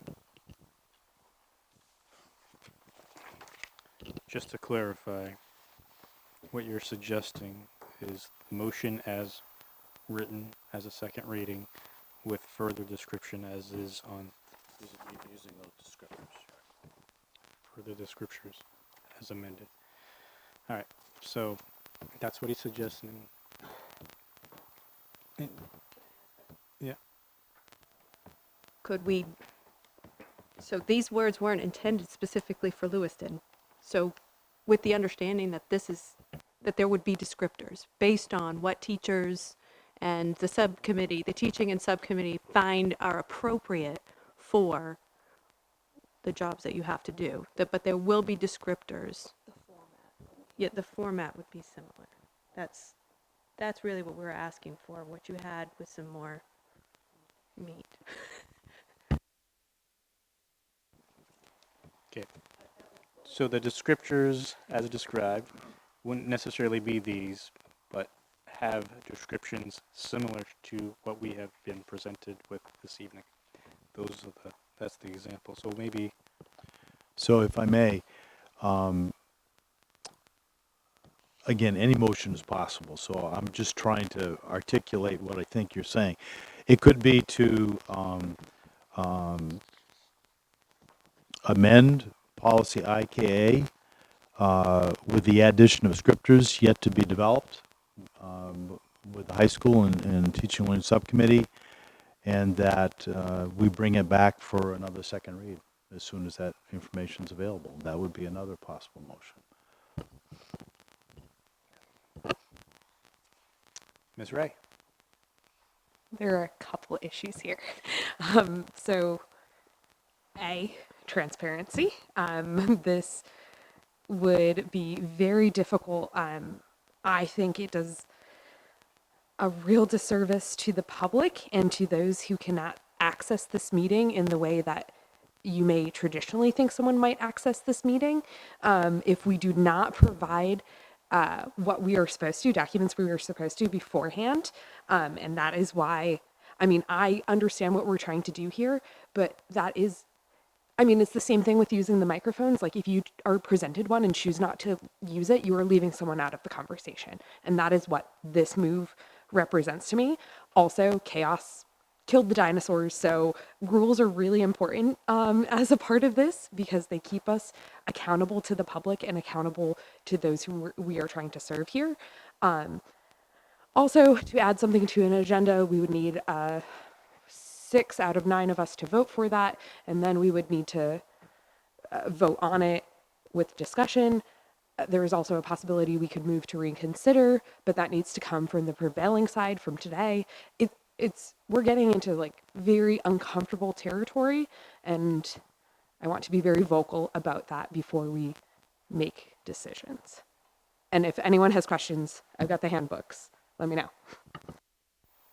Okay, so what I understood, there's no motion on the table right now. It's just a suggestion, and the suggestion was for a second reading at a future meeting, from what I gathered with the amendment. Is that correct, Mr. Webster? That was the suggestion. That was one of a couple suggestions, and if the board is not going to finalize this policy tonight, it could give direction to the subcommittee and to the high school to come back with another revision of the policy, as another second read. Think of it as a third read, but yes. I saw something over here before Ms. Roy, Mr. Jensen, and then Ms. Roy. Thank you. I definitely think we should finalize something tonight, come up with something substantial, so that way the teachers have some kind of stability. I think that's really being asked for. I guess we'll check. I'm not sure that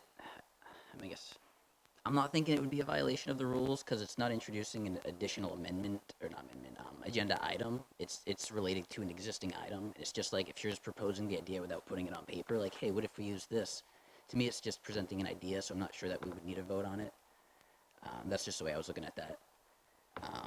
And then another important thing, just looking at all this, I just feel like we have to either use 0 to 100 to determine what makes you eligible for graduation, or use 1 to 4. To me, it just seems kind of crazy to take a 0 to 100 system and kind of turn it into a 1 to 4. Like, it just seems crazy to me to determine graduation based off that. So that's something that I'm kind of struggling with too, and I don't think that we can get that fully resolved tonight. I really do not. But that's just something we should always keep an eye out for. I would make a motion to approve policy IKA with the amendment that the scoring systems of LHS and LMS align.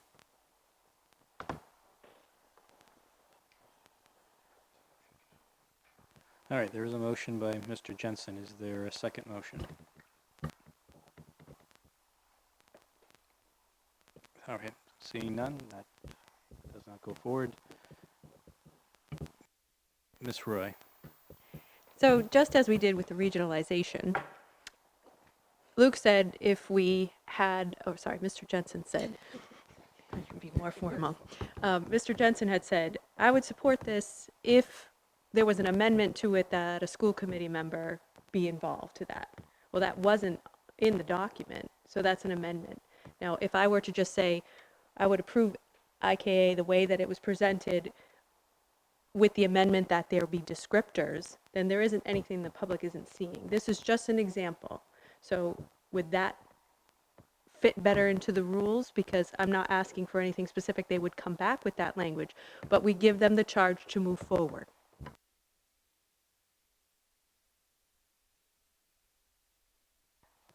So, based on a pre-conversation I had today, my understanding and I think the explanation we would get is that we would need to reconsider. And so the prevailing side from the previous motion would need to put that on the table. And then what you're saying, yes, we can vote on that. The motion that Ms. Hutchinson made was to accept it as it was. And right, and that was the motion we were voting on. So now we would have to reconsider in order to make a slightly amended motion. That could be you, but we need to understand what, I mean, this document, how will this be shared and how will that work go forward to make sure that public participation and public notification is respected. So I think in your amended motion, that is the space to give that latitude. Does that make sense? I'm saying yes to you. I get that part. I don't know what the other things that you're saying. It's just that It wouldn't be to amend and just append this to it. No, it would have to be that this was made public. There's availability for comment on it as well because it's part of this process. And then we would have to come back and vote again on the finalized. So yeah, first reading, we can't, I mean, we could move to a second read. We can do whatever we want, sure, but I think we lose a lot of trust on this team here as school committee members and with the public who we report to, the teachers, the students, if we choose to ignore the process. Mr. Jensen, you can speak to the parliamentarian. Thank you. Ms. Ray, do we still have to have a motion to reconsider if no affirmative action was taken, or does it only apply to affirmative actions? Because there's really nothing we could reconsider. We just didn't pass a motion. So, okay, so the motion was defeated with that vote. It's not that like there weren't enough people here, there wasn't a quorum, it wasn't a legal vote. It was a proper vote and it was defeated. So then you do have to ask to reconsider it. Yes.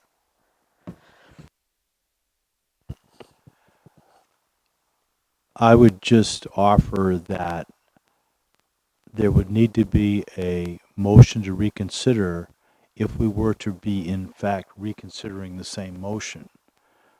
But there's nothing to prevent an entirely new motion from being made, provided that it's not the same motion that was rejected. Similar to what Mr. Jensen just did, but Mr. Gare. So, one, for public awareness, this item was on the agenda that we were going to approve some type of document. We provided a document that we thought we would go with. So the public knew this decision was going to be made tonight. So I feel comfortable that if anyone from the public said, okay, they're going to be approving the grading scale, that's important to me. I want to be there. So I'm comfortable with the public notice and them knowing that we were going to decide this tonight, something here. What if we voted to suspend rules? We do that, the public knows we're discussing grading. We vote to suspend rules and come up with a new motion.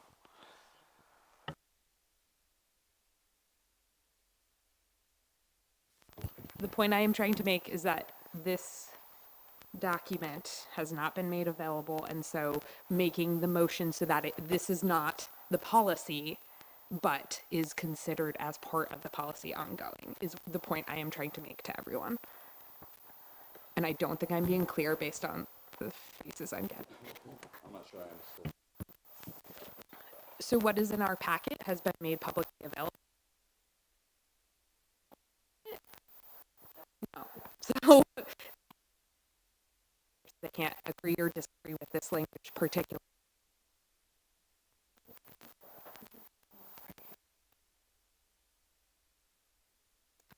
You're correct, because it would just be direction.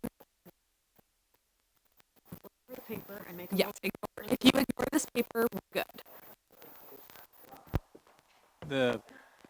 Basically, without the paper, everything that we've already discussed would have come out anyway about descriptors, and these were just examples of different districts that use descriptions and examples.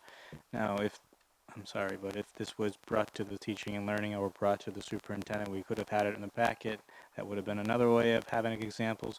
I know that the teaching and learning has already received examples like this and seen descriptions from other districts, ones that I've even included and provided. It was just that Ms. Roy did her own research, and I encourage that, and it's just something she's being helpful for. So we could ignore the entire document and take it off our desk, and I think it's being confused with what we're saying tonight. So that's my idea.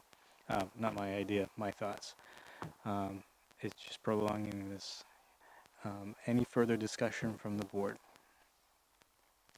Ms. Ray. I would be supportive of what I believe, I don't know who was saying it, but revisiting it if we are setting this aside. That is my biggest concern, was this piece of paper, and I'm hearing that you are good with just providing framework above that. So how about this? We move that we adopt the framework of IKA and charge the superintendent with including a more detailed descriptor for a future second reading. That way we give direction to use the grading piece, the grading ranges to the district now, and we come back to this board with the descriptors at a date, and you can even put on a date and we'll find a way to meet that. So. All right, I saw a hand in the audience, so I'm just going to allow that hand to come up to the podium, announce who he is and where he lives, and go from there.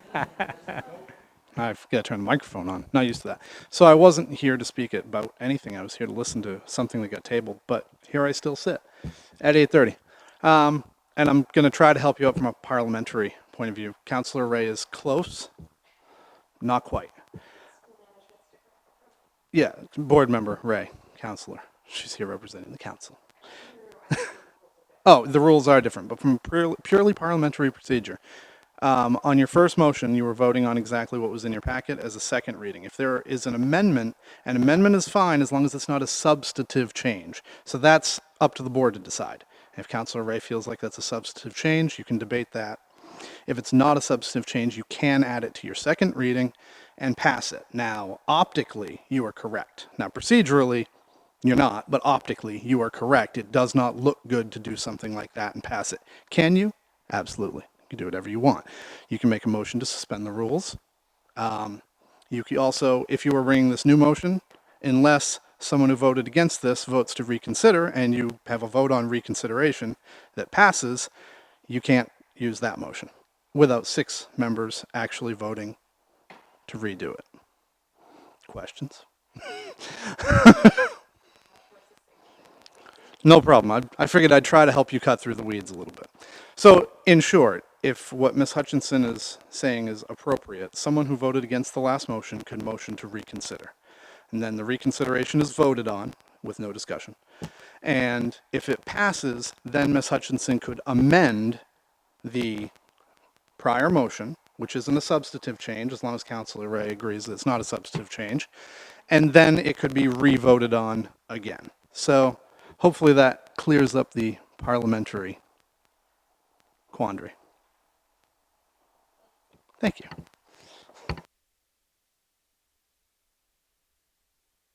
I'm so lost, it's not even funny. If I may, right now I have a motion made by Member Hutchison that reads along the lines of a motion to approve the framework of policy at IKA and charge the superintendent to add descriptors to each proficiency level and come back to school committee at a later meeting with another second read. Actually, I didn't make the motion because I was on the losing end on the last time, so one of you have to move to reconsider. I make a motion that we reconsider the IKA grading policy. We have a motion by Ms. Roy. Is there a second? Second by Is your policy, is your proposed motion, just for the minutes, I want to make sure, is just that, just to reconsider? Okay, all right, okay. Okay, all right, okay. Ms. Ray and Mr. Care. Yeah, okay. I want to respect the rules, but, and I also want to take away the thought that we're trying to deceive the public or we're not being transparent. I was giving examples, and I shared with a subcommittee. I didn't know it was going to be printed out. Tina let me know so everybody could take a look at it, but it wasn't meant to, so you guys didn't see it. So I just want to make that clear. It was an example of a couple of different from best practices that I had done some research on based on what conversations with Tina and I had had about compromise language. Those in favor?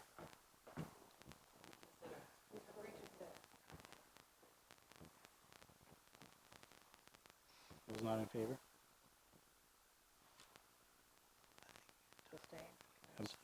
Abstain. Abstain.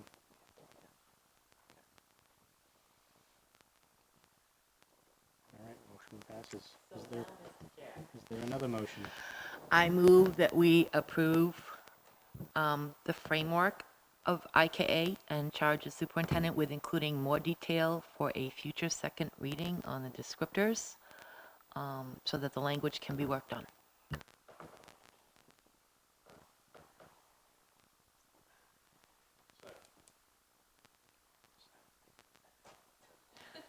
Ms. Hutchinson and then Mr. Care. Those in favor?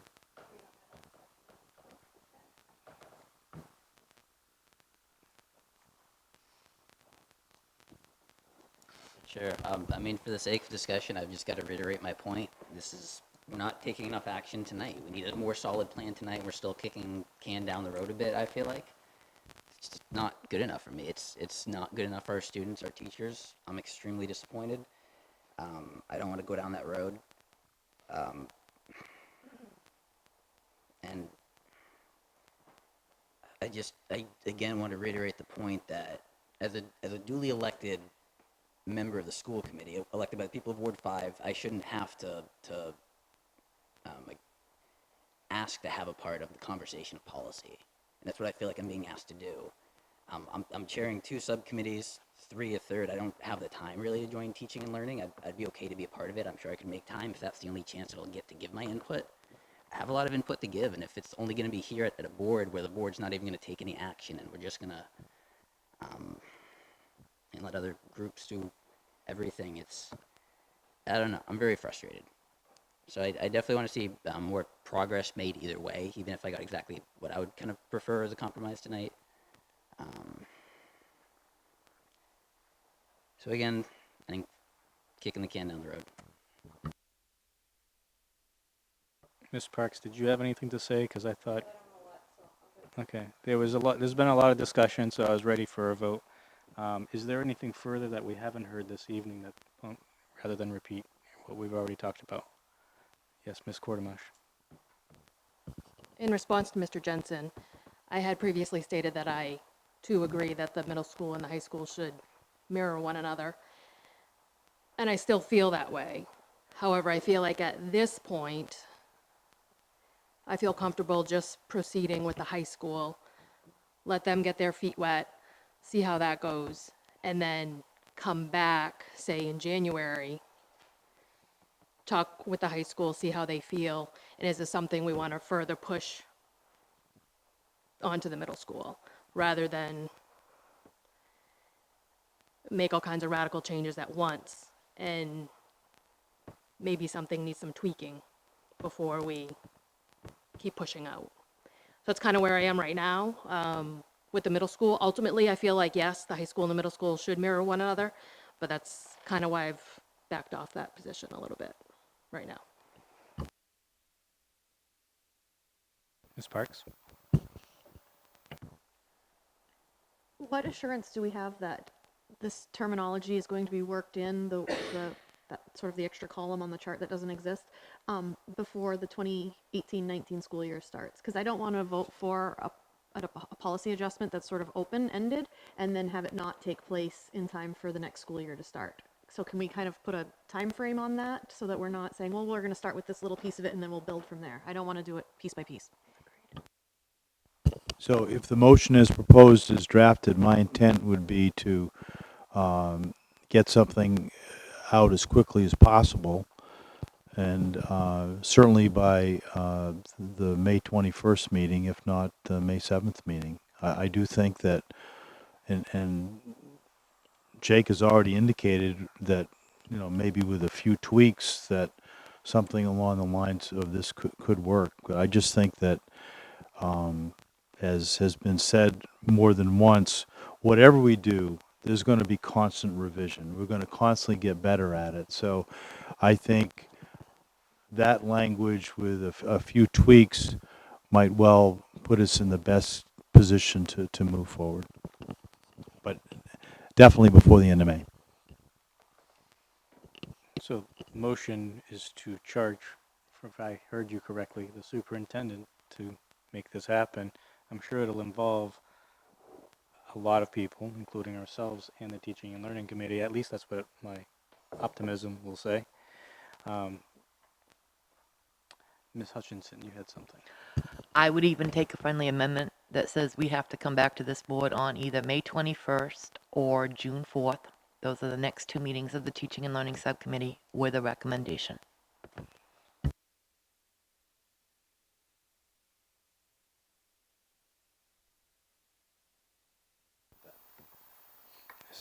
Estabrook? Will there be teachers on the subcommittee before we're bringing forth more changes or for second reading? Or Well, the changes are charged to the superintendent to make the changes, but I would hope that he would reflect that to us in the packet, or however he wants to reflect that, as well as the Teaching and Learning, as well as Mr. Langlis and his team as well. I think that while we work on the subcommittee makeup, we already have teachers at the high school that they're the ones that are going to be living with this, and while they may not necessarily want to serve on an ongoing subcommittee, very much want to have the opportunity to weigh in. So I would make sure that we had that critical input. And I'll just reiterate that I've had discussions with teachers who would love to even volunteer, not even look at the contract, maybe even talk to the unions and see who would volunteer, as well as retired teachers who are interested. Matter of fact, one who's not retired, 80 years old, visited my studio today, who had no idea who I was, was in for business, but she loves to be in the school so much that she's still working part-time in our school district, which is brought a smile to my face today. So there are definitely people in this community that want to be involved. But we'll continue that conversation. Any other discussion from the board? Okay, so we have a motion on the table. Could we have a reading of the motion that you have written in front of you? What I have, and I'd ask Member Hutchinson to confirm that I have this correctly. A motion to approve the framework of policy IKA and charge the superintendent with adding more detail on the descriptors for each proficiency level and come back to school committee for a second read. And we can add the May 21st as a deadline or the June 4th as a deadline.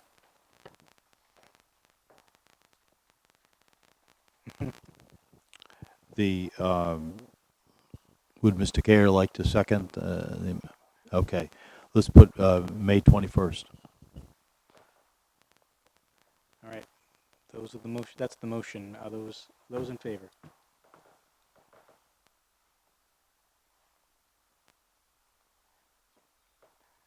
Those against? And if I believe I'm correct, there's nobody abstaining. Anybody? Yep, there isn't. Sorry. Makes me blind spot.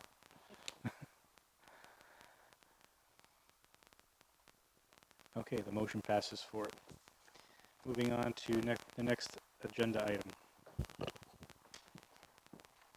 Number 10. To receive and approve the second reading of the district mission, vision, and goals.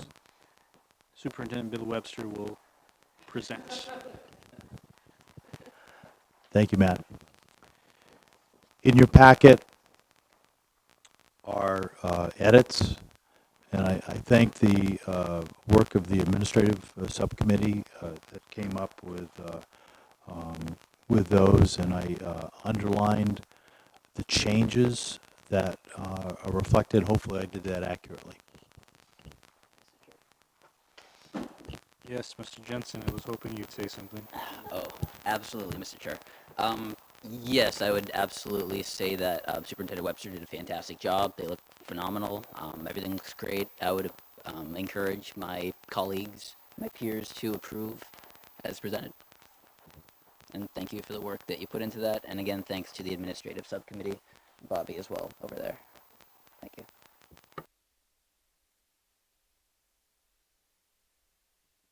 So we have a motion. Do we have a second? Ms. Roy, there's discussion over here. Discussion from Ms. Ray. I just have one amendment that the first read was approved on April 9th, 2018, not 2019. I know that's not substantive, so just a clerical error. We did not time travel for this.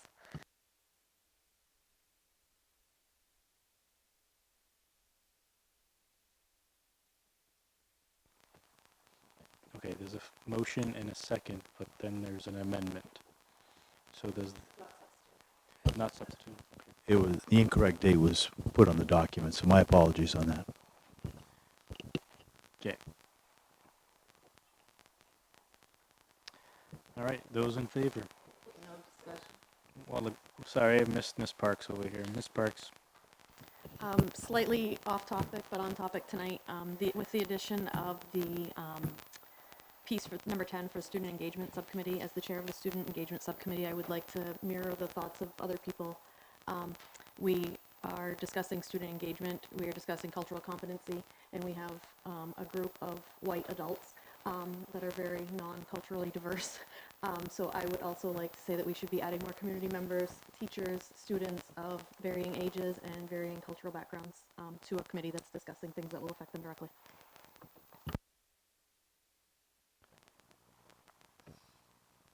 Ms. Hutchinson.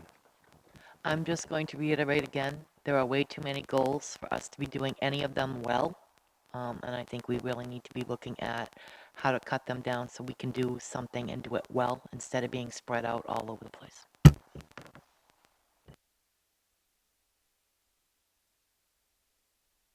Any further discussion? Ms. Gordemosh.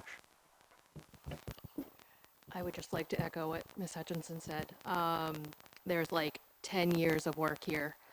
We've been elected for 2 years. I don't have any problem with any of these goals per se, but I think moving forward, maybe next year, we should really try to identify some attainable goals and prioritize what we really want to be working on.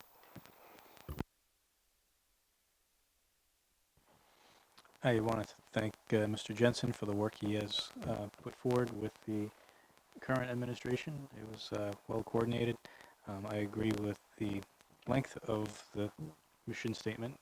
It is well thought of, I'm sure, over the years. But it may have to go between Ms. Avery to maybe even possibly one of our subcommittees, maybe, I'm just suggesting administration. Maybe not this moment, but at some point. So this was presented at our workshop. I know that was like orientation. I get it. There's a lot of information at the workshop, as we have witnessed over the last several months. I will put it on my future agenda items to remind myself, as well as any subcommittee that will bring this forward to a future agenda item. Mr. Kerr? So I agree that there's way too much stuff here, but if we look, it's truly the district mission. It's kind of for the teachers and staff as well. I think we as a committee should look at this document and identify 3 or 4 priorities that we as a committee would like to work on. Then I think that we could make some serious changes and hopefully get us focused on a certain area as well.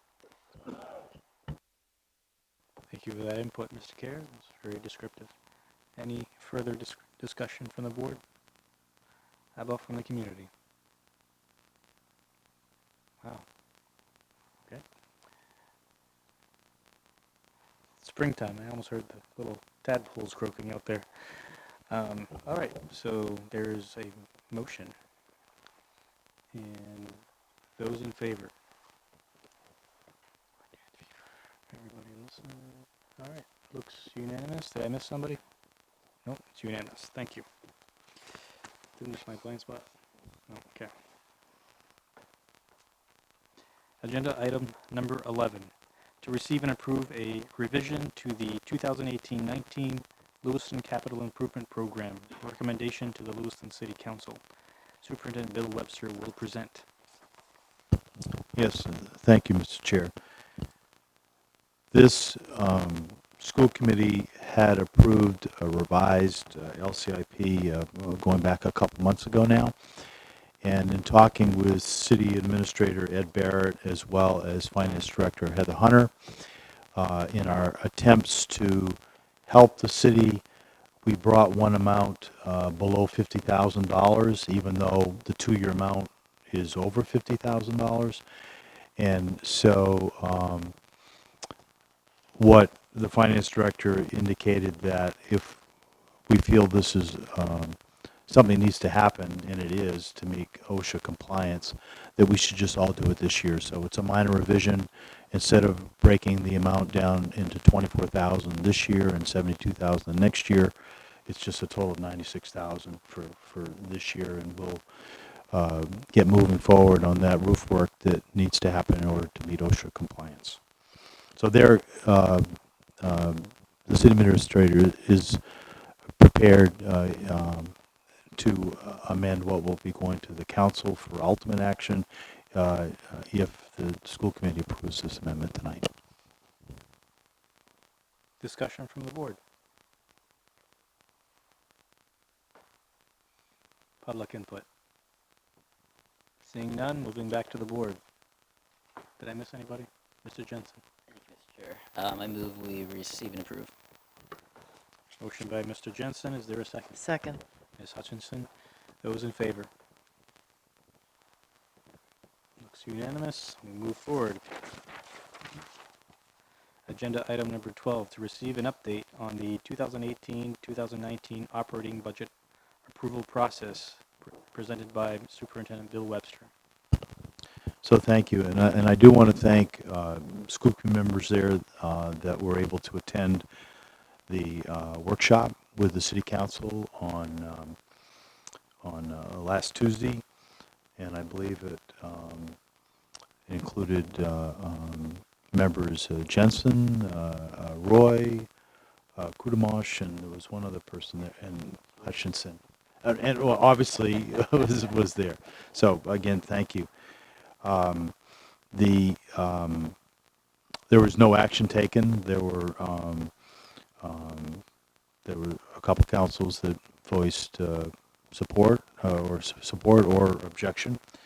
The council is slated to vote at the May 1st meeting, and if the council approves it as presented, Then it will go to vote the public on the 8th.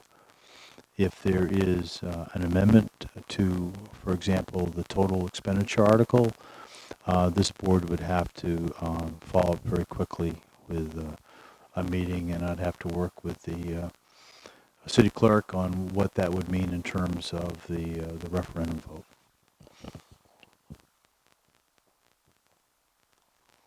All right, there's no motion on this, but any discussion? All right, seeing none, we'll move forward. Item number 13, report from City Council Representative Alicia Ray. Not too much going on. Based on today's discussion, our meeting for tomorrow, our special meeting, that may change. I just want to clarify that. Is that correct? For the June 12th warrant? So I'm going to be getting right on the horn with Ed and Kathy on that, and whether it makes sense for the council to do anything tomorrow, I don't know. There was talk at one point about the council approving the vote subject to action by the school committee. The timing is such, though, that I'm not sure that that would work. But I don't know the answer to that, but I will get that first thing tomorrow morning. Thank you for that clarification. Just so everyone knows, so tomorrow we have a special meeting on the approval of the election warrant, calling for a special municipal election to be held on Tuesday, June 12th for the special school referendum. So that is what's up for debate based on the regional service center conversation that's been happening here, and the budget implications of that is my understanding. So we may or may not be meeting on that tomorrow night. I did want to echo gratitude for those who were able to join last Tuesday during school vacation week, and were there to show their support for the budget that was sent to City Council. So council action will take place on that on May 1st, so I'd encourage you all to attend that as well, but realize lots of meetings that only I have to be at, but I'd love to see you all there in the audience.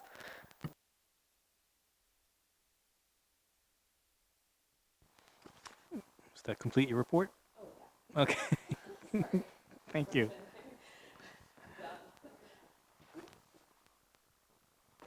Agenda item number 14, report from school committee chair, myself. Hey, how about that? I want to make the announcement that this Saturday, and others can chime in on this, is the kickball tournament that the school committee is participating in. Is it called Kicking It Old School? Kicking It Old School, there you go. And thank you for Miss Estabrook for putting together team shirts. I think this will be one of the most outstanding, good-looking teams out there. I know you're up against a lot of good teams. It's a full-day event in Auburn at, where is it? Ingersoll Arena, thank you. And I know other teams like Shampoo Insurance has a team, the Chamber has a team, and I know there's quite a few others. So credit union, yep, community credit union, yep, absolutely. So a lot of good teams for, make sure you stretch, take your vitamins, Gatorade, don't want any hurt members. We already have a couple that just came off crutches. So. Also, happy birthday to Miss Hutchinson for being here today. And she's looking at me almost growling there, but happy birthday to her. And then I have other things I will bring up in the future agenda items, but I'll move it over to item number 15, report from school superintendent. Thank you. I have a number of meetings tomorrow with the students and families. Tentatively, we do have at least one, if not two, disciplinary meetings tomorrow night. But please check your messages because that conceivably might change.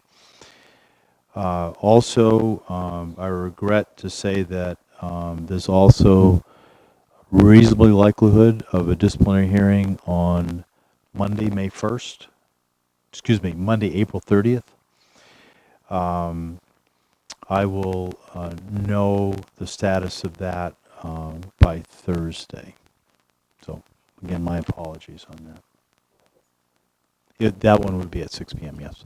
And tomorrow's meeting would be is at 6 p.m. too.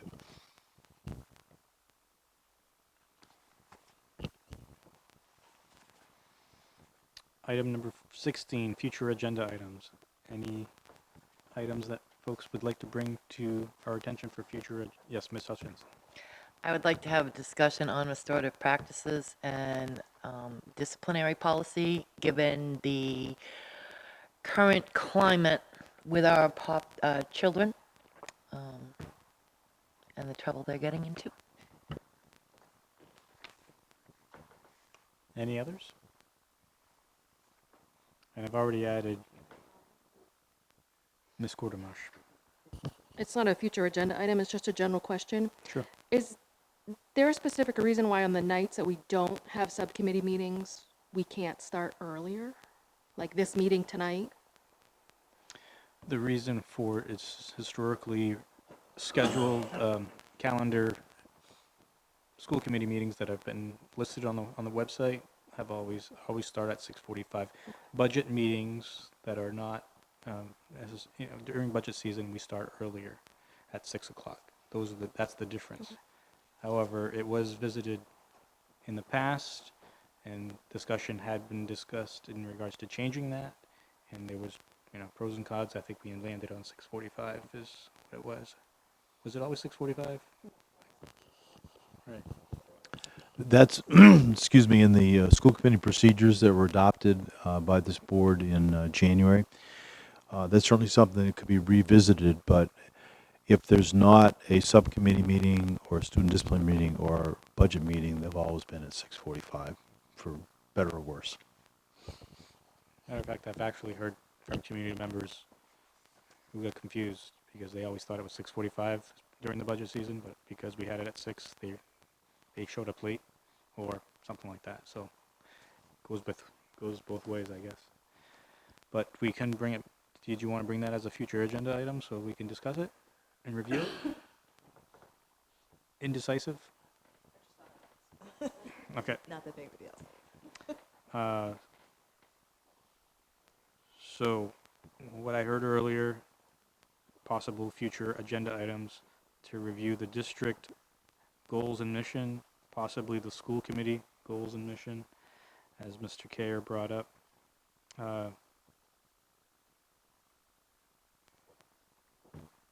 To further continue our discussion with Mr. Webster on the subcommittees and members who are on those committees, disciplinary restorative practices, and any others. Okay, seeing none. Number 17, to enter into well, actually, can I just ask for a brief break before we go into executive session? All right, so we're going to take a 5-minute break to stretch, and we'll be right back.